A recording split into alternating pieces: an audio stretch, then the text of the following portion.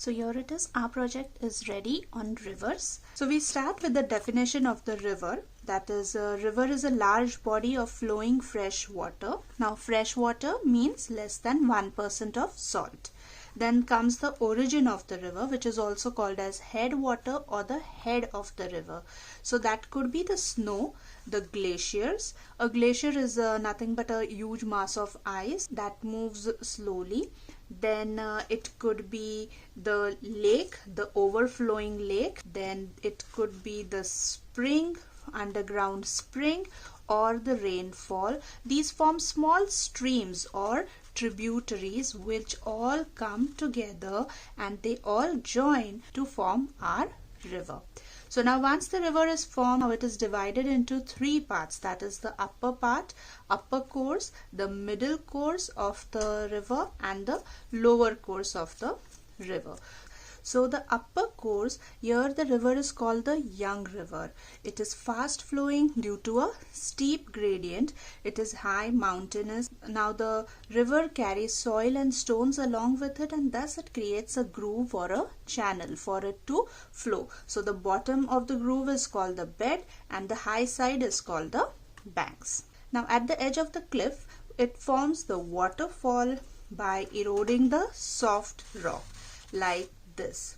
And at the bottom of the mountain or a steep place, the river swirls and it foams around the rocks which are sticking out, which have been fallen by the erosion of the river, and this part of the river is called as the rapids. This was about the upper course.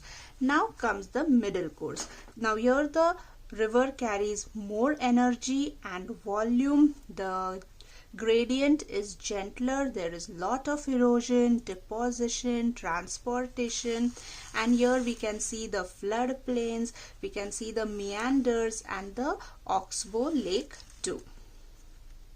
So the floodplains are nothing but when the river overflows, it deposits the silt on the neighboring adjacent lands. This is very nutritious to the soil and it is thus good for farming. So these are the floodplains. Then meanders are nothing but the bends. These are the meanders.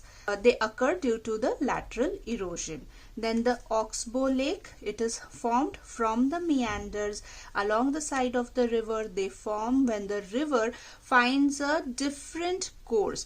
Like as the river is moving through the meanders, instead of going all the way like this, it will find a shorter course and then it will start depositing whatever it has got with it. Then slowly this deposit increases. It forms a land which cuts out this part of the river from the rest part, and this is how a Oxbow Lake is formed. Then comes the lower course of the river. Now this is the last part of the river. The channel is deep, wide, the land around is flat. Now over here we get wide floodplains.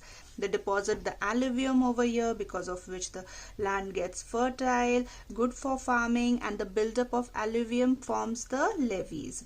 Then there's also delta formation, where the river deposits its material faster than the sea can remove it.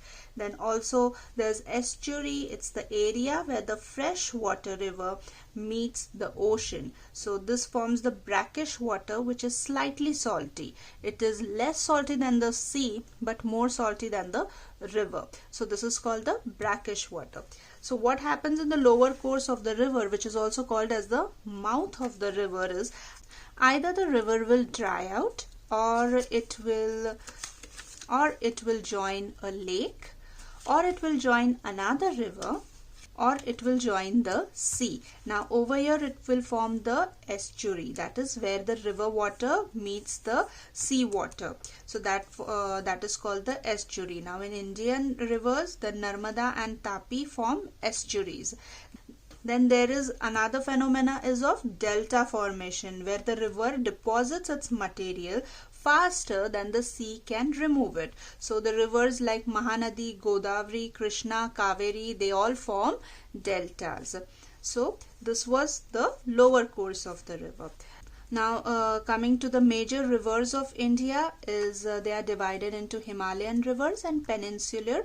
So I have taken 8 of them. So Indus river, the Ganga, Yamuna, Brahmaputra, these are the Himalayan rivers, and peninsular rivers like the Mahanadi, Godavari, Krishna, Kaveri are the peninsular rivers. Then coming to the uses of the river, so it is used for drinking, washing, cleaning, irrigation and agriculture, transportation, producing electricity like hydroelectricity. Then it can be used for leisure activities like swimming and boating. Then I have taken some 5 facts. You can add in some more if you want. Like the Nile is the longest river, runs through 10 African countries. Amazon, largest river by volume, and it contains around 20% of Earth's fresh water. Then Ganga Brahmaputra forms the largest delta called the Sundarbans. In Hudson River, New York, the brackish water in estuary, it extends for more than 241 kilometers upstream. Then the most beautiful river is Cano Cristales, also called as the river of 5 colors or liquid rainbow. You can also add in over here the tallest waterfall in the world is the Angel Falls in Venezuela. Then the World River Day is celebrated on 4th Sunday of September to raise the awareness about the rivers. So this was all about the rivers. So do let me know in the comment box about the project. If you like the video, give a thumbs up, do share the video, and don't forget to subscribe my channel for more such videos. Till then, this is Amrapali signing out. Happy rivers and happy growing up with your loved ones.